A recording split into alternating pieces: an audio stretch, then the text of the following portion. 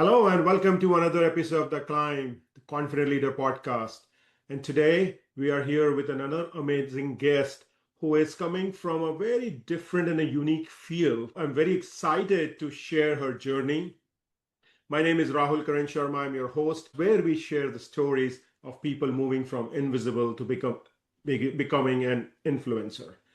Our guest today is an entrepreneur, speaker, cancer survivor, patient advocate, and the author of upcoming book, It's Not About Me, How to Be Your Own Advocate Through Cancer. She is also the founder of Cancer Coach Connection, inspired by successfully navigating her own battle with AML leukemia.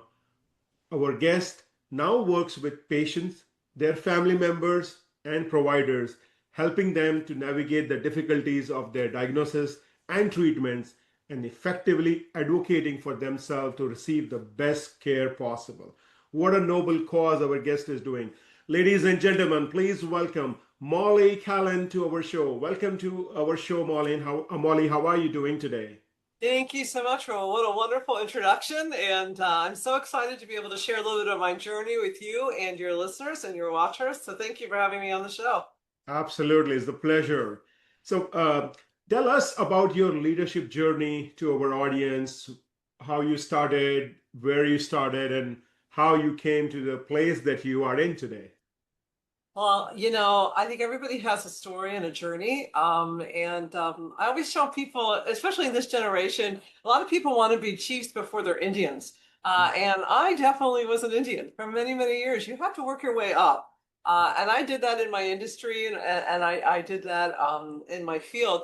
So my background was in elementary education. That's what my bachelor's degree was in. Mhm. And I studied and I was an elementary school teacher for a while and I loved what I did. It was a really noble field and profession. I think we really have to look at teachers in our country, in the world, and really give them the support financially and physically, whatever they need to do what they do. It's a very important job, especially nowadays, given what happens with families and both parents are working. So I started doing that. I started Mhm. doing elementary education and I got my master's in counseling because I felt as a teacher, there were so many other issues at play, with children, Mhm. emotional issues, psychosocial issues. And obviously now with social media, it's a whole other level of what goes Yep. on with children. I wouldn't want to go back in time and be a child or an adolescent right now. Very, very difficult. Yeah. But then I was doing that for a little while and I was a little frustrated with that because that was a lot of testing. It wasn't a lot of counseling, which was Mhm. kind of my wheelhouse. Yeah. So I was thinking at one point of getting my PhD in clinical psych. And then I kind of answered an ad in the newspaper, which I always told people in life, oh, you never find jobs from the newspaper, from the Mhm. ads. Remember back in the day, the newspaper, Mhm. you get the Sunday paper and you Sure. go through for jobs. And there was an ad for a job that was really kind of ambiguous, and it was for case management. Basically, you go to doctor's appointments with injured workers, you coordinate their medical care, you do what you can to kind of help them through a really vulnerable, tough time when there are injuries, whether it's a catastrophic injury or whether it's like a shoulder or a knee injury, and basically coordinating their medical care. So Mm. I did that for many years for other companies, and it was very fulfilling. It's a very niche kind of industry. And I said, well, I'm doing this for other companies. What about me doing this for myself? So I then started my own company, and it was just going to be me doing case management locally in South Florida, and it grew. And 15 years later, I had 300 case managers all across the country. Wow. And it was very organic, Rahul. It wasn't planned. And Mhm. people just said, we love you. Do you know anybody in this area? And I Mhm. was just, organically growing and growing. And then I sold my company Mhm. about 3 years ago to another company, the IMA Group, and fabulous company, fabulous work culture. And I'm still with that company 3 years later, and I'm VP of Business Development with them. But what happened was probably about 6 months after I sold the company, I received a pretty life-changing diagnosis, totally Mhm. out of the blue. Mhm. No physical issues, Mhm. nothing that was like, a precursor to what was going on. I was feeling great. And I just had some routine blood work done. And this is why it's so important for your audience to know that they need to do routine blood work Sure. because they found something going on. And I was going through Mhm. tests and tests, but I felt fine. I was traveling, I was doing all sorts of things for my job. And then all of a sudden, I got the diagnosis one day in April of 2023 of leukemia, acute myeloid leukemia, AML. There's different types of leukemia. I knew nothing about leukemia. All I know is that it sounded really scary.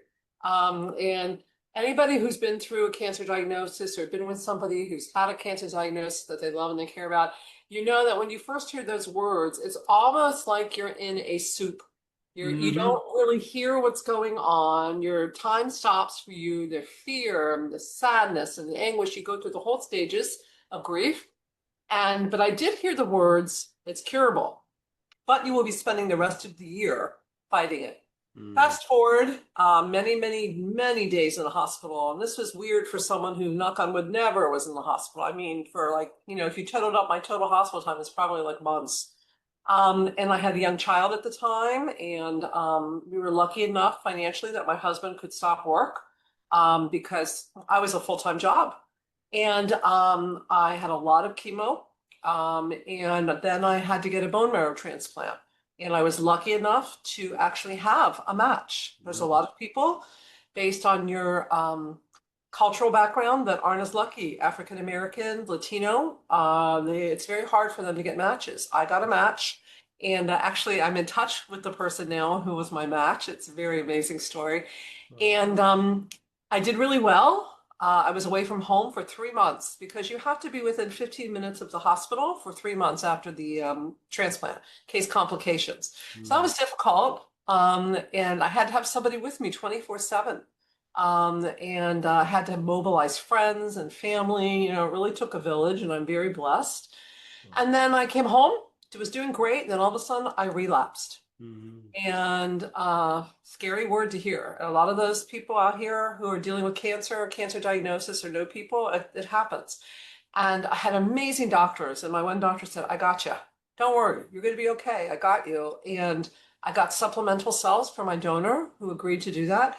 And knock on wood, that was 2 years ago. And I am cancer free. But going through that experience, Rahul, it was really interesting because, again, as a case manager, I was used to advocating for other Mhm. people all the time and advocating for my family and friends because I know the system. I know how to work in the medical Sure. system, and it is a system, doctors and therapists and all those kinds of things, medication. So when I was going through it myself, I knew how to self-advocate. Even though it was a very vulnerable, hard, emotional, Mhm. physical time for me, I was still able to do that.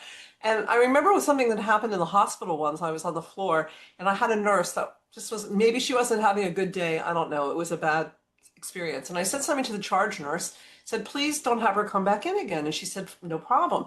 I remember telling the story to other people on the floor and they were like, you can do that? And I'm like, wow, these things are my second nature. But to most people, they're not used to advocating for themselves. So I Mhm. thought, I want to do something to help this population. And I Googled. There Mhm. was lots of memoirs out there, people going through cancer, and they're great, but I was like, I would read those memoirs, Rahul, and I would get skip forward and backwards and say, okay, where are the nuggets, the common sense, the empowerment, the advocacy things that I Mhm. could do, things like how to pack for the hospital, how to deal with non-supportive providers, Mhm. how to deal when you're first diagnosed. There was nothing out there, so I said, I'm going to write a book, and I'm almost done with the book. And the book, as I'm envisioning, is more like a handbook. And as you Mhm. mentioned, the title is It's Not About Me, because it's not a memoir. I certainly interject voices of my experience. I interject voices from doctors, from therapists, from patients, from psychologists, from yoga people. I mean, all different kinds of perspectives, but it's mainly a guide to help Mhm. people, and not just people going through cancer, but their loved ones, their caretakers, family, friends, providers, Mhm. to help people through this really hard Yeah. journey. Yeah. And it's touching so many people. Cancer rates have increased monumentally throughout Mhm. the world, especially the United States, and at younger and younger ages now. Sure. People Yeah. are, contracting different kinds of diseases and issues. So that's my life purpose and my passion now is to coach people and families and to write and to give people access to resources to help them advocate for themselves through that journey. Wow. Wow, what a journey you had and what a purpose you're having. I wish I found you 24 years ago when my mom was diagnosed with a breast cancer, and it was a difficult moment. I understand it's not an easy journey. More than the family members, also for the patient, the kind of things that they go through, especially with the chemo and all the other things. So we were blessed that everything went well. My mom is still healthy and but yes, I would have loved to read your book back then, but we'll still read it today because I'm sure the nuggets that you have mentioned will be there in the book would be very, very meaningful. So tell me, I mean, this journey you have summarized in such a easy way that is more like a fairy tale. But I'm sure it's not. In real life, things are different. There must be many moments where you felt you were having that self-doubt. You felt that people are not seeing you, you're invisible. What kind of mindset shift you had to go through, Molly, to move from that self-doubt stage to become confident and do what you're doing today?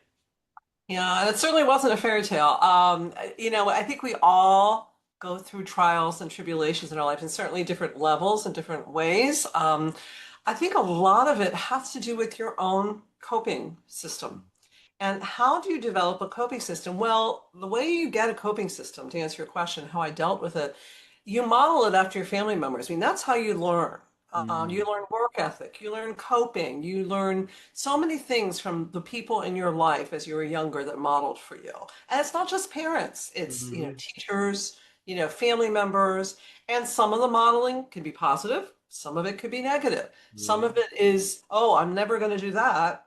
And some of it is, yeah, I'm going to do that. Mhm. And I'm going to do that even stronger. So I think for me, I was always a very positive person, glass half full.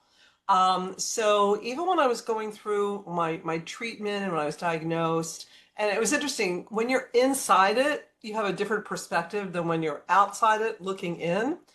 After all of this, my friends would say to me, you never like complained.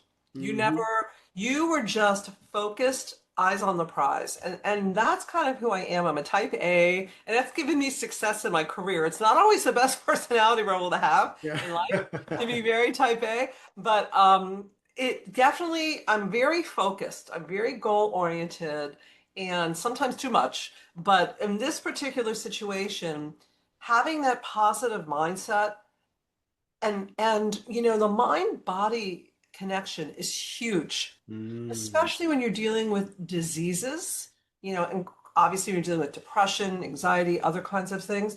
But when you're dealing with disease, there's a huge correlation between mind body. I saw it in the hospitals. I talked to nurses, to counselors. I was up walking all the time. I was never in my hospital bed unless I was sleeping. And even the days I felt like crap, I just walked a little bit. After the transplant, you have like no energy whatsoever. Mhm. I still walked.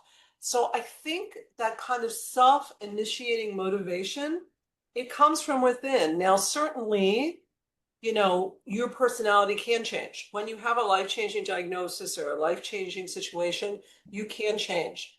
But you have to want to change. Mm. And it's not everybody's wheelhouse to be positive and upbeat. And certainly, to be honest with you, there were days that I was like, oh, this is the end. What am I going to Mhm. do? Mhm. Mhm. But that positiveness and surrounding yourself with a supportive village is key. Wow. Even if you're single, doesn't matter if you're married, you're single, whatever, surrounding yourself with positive people. And it's interesting, Rahul, so when you have a life-changing situation that happens, the people that you think are going to show up are different sometimes than the people you don't expect to show up and do. Mhm. So Interesting. you have to, kind of keep an open mind. And again, another thing for me that was key was one day at a time. Type Mm. A is very planner Mhm. ahead. I'm planning everything. When you're going through life-changing situations, it's so important to breathe, and it's so important to look in smaller chunks, one Mm. day at a time. Okay, today, if I can do this, it's a win. Mm. Not, oh God, this is going to be horrible. I'm never going to be able to walk or whatever. And it's very easy for me to sit here and say that. But you still have to kind of focus on the positive wins, whether they're Sure. small, tiny, and then think in bite-sized pieces instead of like weeks or days down the Mhm. road, one day at a time. I think that was really helpful for me as well, too. Wow. So for our listeners, just to share some of the golden nuggets that were dropped by Molly here, is one is look positive, think from a half glass full rather than half glass empty.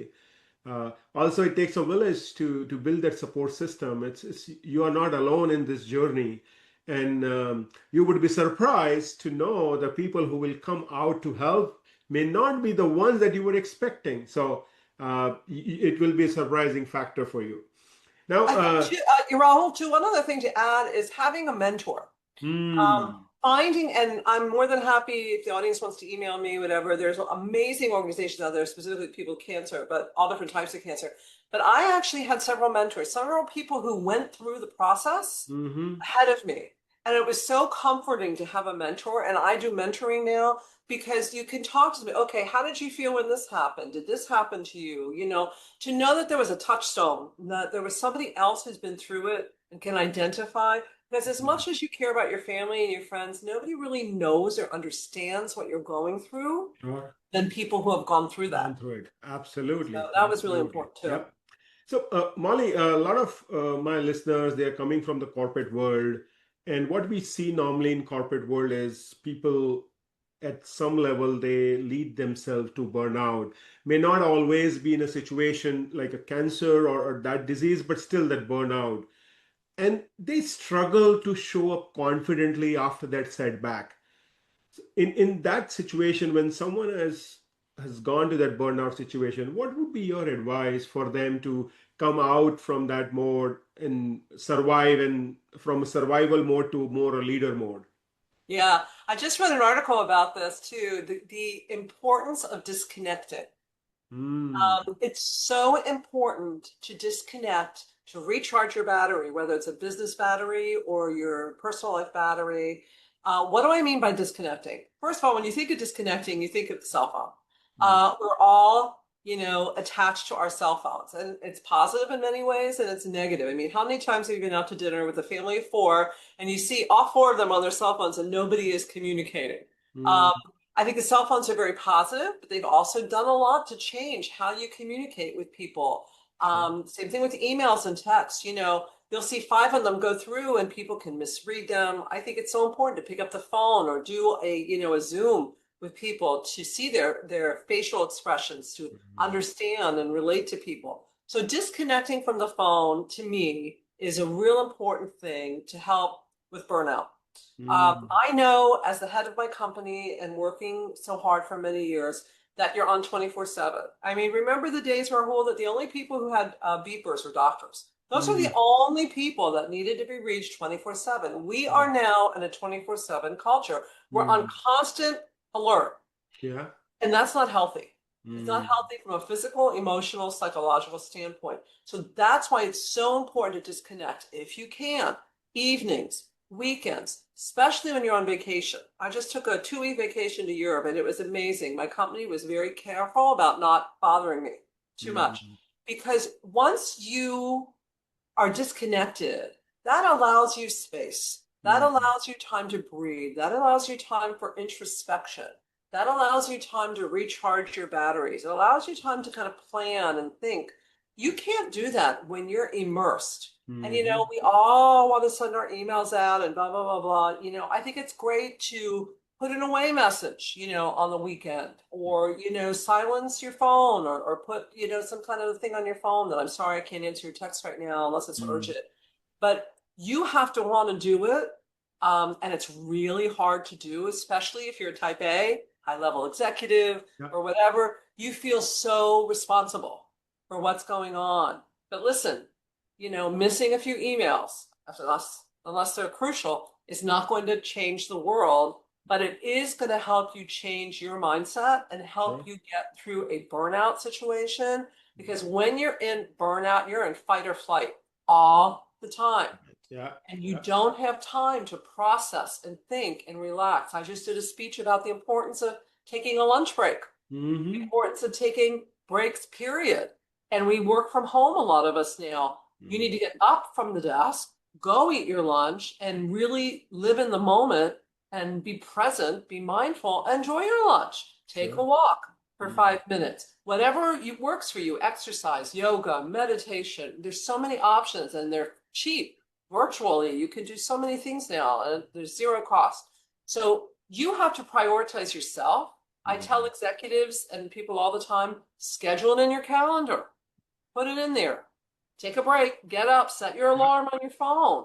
Whatever you need to do to motivate yourself and be consistent. That's the key, is Wow. to do it on a consistent basis. And that I think makes a big difference with burnout. Absolutely. I think another golden nugget dropped by Molly, it's disconnecting with the devices, disconnecting with all the other things you are doing so that you can recharge yourself. And one thing which is coming to my mind is one is from the employee perspective, but from a leader perspective. And I was having a conversation the other over the weekend, Molly, where leaders, and I'm also party to it, but yes, I restrain myself, but leaders, we get thoughts every time, whether it's evening, early morning, while showering, or probably during the weekends, and we want to pass on that message right there and then. So my request to those leaders, and yes, I'm party to it, so still I'm saying, but I've started doing it better, is we have a device or we have a electronic devices where you can set up your emails, you can set up your communication. So instead of sending it right there and then, because you just want to get it out from your mind, Correct. you have no right to screw someone else's weekend or someone else's evening as a leader. So Yeah. please be mindful. Schedule your emails. Avoid texting messages late in the evening, unless and until, yes, it is emergency. I understand. But just because you are in a creative mode, you got a thought 1 a.m. in the night, and then you are sending an email. It's not good. So just be No, mindful I'm on in that. agreement. I always tell people, we have on the emails to delay the send. Get it Mm, off your desk, but be respectful. And the other thing absolutely. too, Rahul, that's important about burnout is setting boundaries. Going Mm, through my diagnosis really kind of recalibrated my life, like what's important and what's not important. hmm. Setting boundaries is really, really important, whether it's in your personal life or your professional life. For example, I have a 16-year-old. God bless him, but he makes me crazy. Hmm. And sometimes I have to say, you know what, mom needs a few minutes to walk away now Hmm. and to come back. Because right now it's not good. It's going to escalate, it's going to cause a problem. So setting boundaries in your professional life as well as your personal life are key to help prevent burnout as well. If you can, Absolutely. and then reapproach. Right now is not a really good time. Can I call you back? Can we do a Zoom like in about a Sure. half hour, unless it's something urgent? But setting boundaries for yourself is really, really important too. Sure, sure. No. Talking about boundaries, now since you work with a lot of family members, and in the corporate world, what happens is the employee may not be sick or employee may not be going through the diseases, but maybe their family members are, their loved ones are. So, what would be your advice to leaders who are managing those employees who have a situation at home, who are going through this personal struggle, how they can help these people without overstepping their own boundaries? Yeah, that's a really good question. I will tell you, it's a really interesting concept. Um, in my religion, I'm Jewish. There was a concept of when you go to someone's house of a family member who's passed away, they call it Shiva. The most important thing you can do is just sit next to that person who is mourning and not say a word. And I never understood that. Or I was like, what is that? Don't you want to say I'm so sorry? I'm really sorry, whatever. But somebody did that for me when I had lost a parent. And it was so important. It was like, I'm sitting next to you, I'm supporting you, but you don't have to talk. Now, also, I heard when somebody was going through a cancer diagnosis, somebody said this: I don't need to come up and see you in your hospital room, but I'm downstairs working. If you need me, I'm here, just so you know I'm here. Mm, So being present in a non-obtrusive way, and it's really hard from an employee perspective to know where that boundary is. So how do you navigate that? I think the best way is to start small and start simple. I'm so sorry you're going through this. I'm here if you need me. That person will then either, it'll trigger them to talk to you more about it or not. I know going through a crisis, you don't want to talk about it over and over and over Mm-hmm. again. I Mm-hmm. had people who sent email updates or text updates for me because talking about a very critical thing in your life over and over again is just depressing. It's horrible. It's sad. And you just don't want to do that. But everybody has their own level of comfortableness. So putting that out there to the employee, I'm here. If you want to talk, I'm here. But you tell me what I can do to support you as you go through this journey. I don't want to be obtrusive. I don't want to not be present for you, but I want you to take the lead. And then just put that in the lap of that person. Just let that be there. And let that person then come back to you. And it might be days before they come back to you. And it might change over time. But let them lead the way, like let them lead the dance. And then be there, just be present. Be present. And if you're, as an employer, it depends your relationship, if you're close to that person. One thing that I feel is really helpful for people who are going through a crisis or a health crisis, order them a DoorDash card, order them an Uber card, because, for food, because that's something lots of times that people who are going through things don't want to cook, they don't want to shop, or they don't have the energy to. And that's a nice way of just saying, hey, I'm here, and this is for me, to you. Sure. But just kind of gently offering yourself, I'm sorry, I'm here, you let me know what I can do for you, and then backing away. And if that person doesn't respond to you for a few days or a week or whatever, then gently reapproach. Hey, I just want to let you know I'm still here. Sure. Anything that you need. But, going through that, being on the other side of it, it made me so aware and empathic for everybody's path. Everybody has a different path. Everybody has a different way of coping. Some people are more outgoing. Like, for example, in hospitals, some people want somebody with them all the time. That was me. My husband was like, oh gosh, if it's me, I don't want anybody around me. So, you kind of don't know how that person is, and that person might not even know how they're going to react. Just let them know that you're there. I'm here. You let me know what I can do. You let me know when's good to reach out to you, if you want me to reach out to you, and when. And I'm going to let you take the lead. And that alone, I think, speaks volumes. I really do. Absolutely. I think some great advice from Mollie for leaders who have team members who are going through some personal struggle from challenges. Amazing advices. One critical thing is just be present and tell them that don't worry about work, because that individual will also be thinking about work, about job. Well, my job will be there. I'm not meeting my number. So give that comfort level to your employees about that particular thing. That job security is very, very important, because they need that paycheck way more than any other time, because they are paying through those bills or taking care of the expenses. So it's a very scary time. But I understand. I was at the other side. I was the head of a company. So I understand from that perspective too, like, oh my God, I'm going to lose this person for amount of time, or who knows?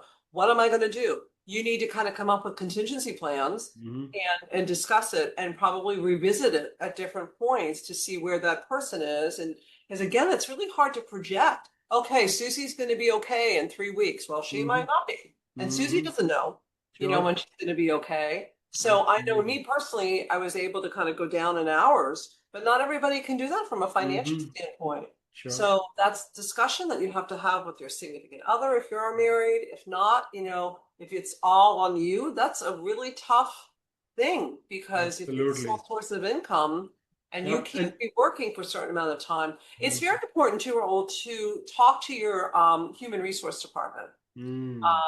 And get a really clear idea of what the parameters are, what your company will do. I have to tell you, my CEO was so amazing. He said, I have so many PTO hours. Let me give you some of mine.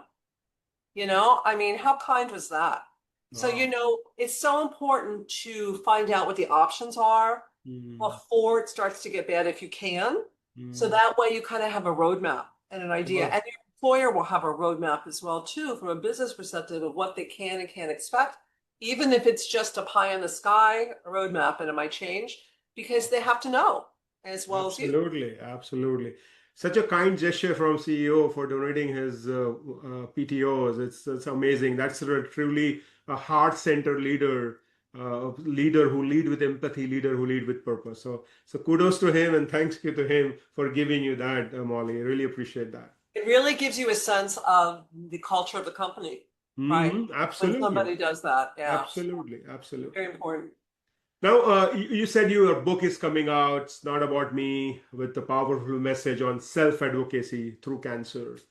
Can you walk us through? You did share what inspired you and why you wrote, but give us a sneak peek of what to expect from that book and who who would be the ideal reader, or who do you think would benefit with your book the most? Yeah, so I don't know if some of your listeners and watchers remember when they were younger, there was Dr. Spock wrote a book about how to raise your child, and it was Mhm. really popular in the 50s and 60s. And if something happened to your child, a parent would run to the book. It was kind of like the encyclopedia Google of the time of what to do Mhm. raising a child. Well, I'm kind of envision this book as something like that. Mhm. It's going to be tabbed because you might want to talk like find information about this section or then go to that section, and it's not linear. You might need to find out about this then go to that, so it's going to be tabbed. It's going to be more like a kind of a guidebook kind Mhm. of a situation, again, as I mentioned, with some voices and some of my information and my stories and things like that. But again, it's not a memoir because I really wanted to shine the light and focus on other people. The audience is, that's a very good question, as I mentioned, not just patients, but it's going to be friends, family members, caretakers, caregivers. I think a lot of people don't realize the importance of a caregiver and Mhm. what their experience is, what they're going through, right along with the person they're taking care of, and how important it is for them to safeguard their mental health and so they don't get the burnout that we were just talking about because you've Mhm. got people relying on you. So caregivers, providers, doctors, I think it's so important for doctors to be aware and sensitive and empathic to what their patients are going through. And it's not just a number or a file, that it's an actual living, breathing person and the impact of what they do on them. Hospitals, facilities, nurses, that's who I'm envisioning, the book's audiences. And again, a whole section I have on resources, Mhm. where for mentors, where for information about nutrition or counseling or yoga or Reiki or, different kinds of facilities. It's a resource because now there's so much information out there. And unfortunately, because there's so many people going through all different types of cancers, Sure. that there's so much out there. And again, as I mentioned, that's zero cost. Mhm. Certainly there's things that are costly, if you're going to hire a yoga instructor or buy one, but there's free yoga videos online.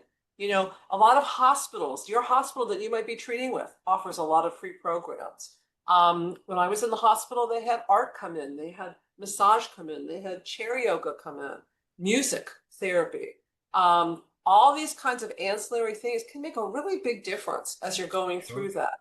So that's kind of how I'm envisioning the book. It's more like a guidebook that you can Mhm. flip through to whatever applies to you at that time. Sure, sure. Wow. I'm sure ordering my copy right away. And to listeners, don't wait for having someone in your loved ones or in a family to go through this crisis and then you buy a book. It's always better to be prepared. It is always better to know where to go and be ready when things come in. God forbid, nothing happens to you or your loved ones, but if in case it happens, then you are prepared. So thank you for writing this for all of us. I really appreciate that, Molly. Uh, Yeah. No, it's like, before as I we, mentioned, it's my passion. wow, wow, very good. Before we move to our fun rapid fire round, Molly, I wanted you to share with us how our listeners can connect with you or work with you, how they can know about the help that you provide. So please guide us where they can find you. Yeah, absolutely. And feel free to share all my social media contacts. So my website is www.cancercoachconnection.com. And Mhm. on that website, there's ways to engage with me, to get information about my book, to get on the wait list. I do presentations, webinars, one-on-one coaching. I'm all over social media and Facebook, Insta, LinkedIn, everywhere. But my website, www.cancercoachconnection.com, is the best place to kind of get all the information. Awesome. And we will include that website on the show notes so that our listeners can find it very easily. Now, moving to our fun rapid fire round. So there will be 5 questions coming your way, Mollie, and I would want you to answer it without thinking too much. Okay? Okay. The first one, a quotation you live by. A quotation of by that cancer did not define me. Hmm. Cancer allowed me to define myself. Wow, cancer did not define me. Cancer allowed you to define yourself. Oh, what a beautiful quote. What a beautiful quote. Yeah. Are you a morning person or a night owl? It's funny when it changes, I think, as you age. I used to be the late night, I would get so Mhm. much stuff, but now I'm more of an early morning person. Exercise. If I don't exercise and do all that stuff in the morning, it never happens. You Okay. go to bed earlier, so I'm a morning person now. Morning person. Okay. What is one daily routine that you never skip, no matter how hectic your day has been? Exercise. I Exercise. find that when I don't, I can see the difference, not just physically, I'm not talking Mhm. about weight-wise, I'm talking about mentally, Mentally. focus, and just feeling really good. It's really important. Wow. What's one leadership skill you wish someone would have taught you earlier? Empathy. Empathy. Wow. It is so important in today's world and forever. I think it's so very, very important. Well, putting yourself in someone else's place and Mm, treating someone the way that you would want to be treated with mm, respect. absolutely. Now, the final one. If your career were a Netflix series, Mollie, what would be the title of season one be? If I had a TV series, Yes, um, she did it. she did it. Wow. Because you know what, for a while, I wasn't sure that she would be able to do it. Mm, As strong as I am and, as positive I am, we all go through periods of self-doubt. And absolutely. I did it. And I'm Very proud good. that I did it. And I'm so, so thankful, Rahul. I live in a state of constant gratitude. And I Mhm. tell people, don't wait for something significant or whatever to happen in your life to live in a state of gratefulness. Take it Mm, from me, live in the state of gratefulness now mm, before something happens. And it's wow. so every day before I go, every night before I go to bed, I list everybody that I'm grateful for, everything I'm grateful for. And I actually do it a couple times during the day. And I think it's so important.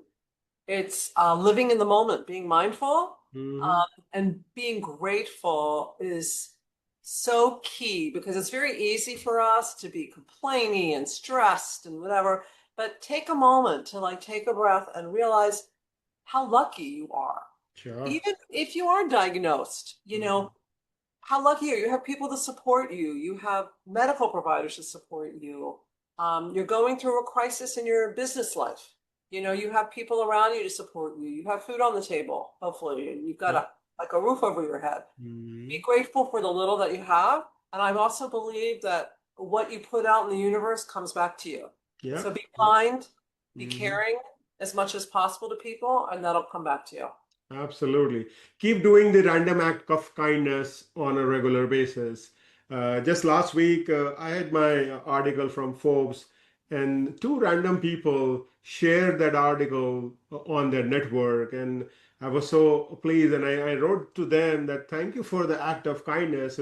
They don't know me, I don't know them. Just because they find the article interesting, they share to their network. So, same way, you also keep doing the random act of kindness. Yeah. Now, before we let Molly go, I always share my learnings from the show. So there has been many great pointers that Molly has shared, but a few things that really resonate with me, and I wanted to share. One is all leaders, everyone, please regularly do your routine blood work. You never know what is going on inside your body. So when you are regularly doing your routine blood work, you would be able to keep a check, and you will be able to prepare yourself rather than having a reactive mode. You will be in a proactive mode. It takes a village to get all the support. It takes a village for you to become the person that you are. It's never a solo journey. It's all about the people around you. Um, Learn from your loved ones, because we learn things right from our childhood. So we don't learn things when we grow up or when we go to college. We learn from our surroundings. We learn from our neighborhood. We learn from the family members. So all the things that is happening around us, unconsciously we are learning. We may define that, okay, no, I did not learn from my mom, I did not learn from my dad, but in my experience, 80% of things that you do, it's coming from your parents. Whether you know it or not, it is coming from them, consciously or unconsciously. So always be positive, look at the glass full. Mind and body has a huge connection whenever you are dealing with this personal struggle, personal challenges. So make sure to keep your mind active, make sure that you're keeping your body active as well. Lastly, specifically for leaders who have team members dealing through this crisis, be present for them. Be aware that they are going through some critical things, how you can show empathy to them, how you can be more open, more vulnerable, be more supportive to them. And last but not least, keep doing the act of kindness. Be grateful. Don't wait for days that you regret to show your gratefulness. Be grateful today, be thankful today, and keep doing the random act of kindness. Yeah, and Rahul, one other thing too, if Hmm. you can, if your business has an EAP program, an employee assistance program, Hmm. or counseling, you have insurance, or there is some social work in the community that's low cost or no cost, if you need help, ask for it from a professional. Hmm. It's very, very important to have an objective person who's trained to help you navigate through difficult parts of your life. And Absolutely. and I always tell people it takes so much courage to go into counseling because it's like a mirror. You're faced with things that you might not want to face, but it helps you become a better person and it helps you with your coping strategies. So really, really important. Absolutely. Thank you for sharing another golden nugget there. Use the trained person. Use talk to your HR. Look for EAP, and probably that could be a savior for you. Yeah. Well, we were very pleased and amazed to see what you have done, what you have accomplished, and the coaching program that you are doing. A very noble profession, very noble job, and a cause that you are having. And I understand it's your passion. So we are fully supportive of you. Keep doing the great work, and God bless you, and God bless all the people that whose life you are touching. Thank you again, Molly, for having on the show. Thank you so much, Raul, and best to you and everybody, and be well and healthy and grateful. Thank you. Thank you.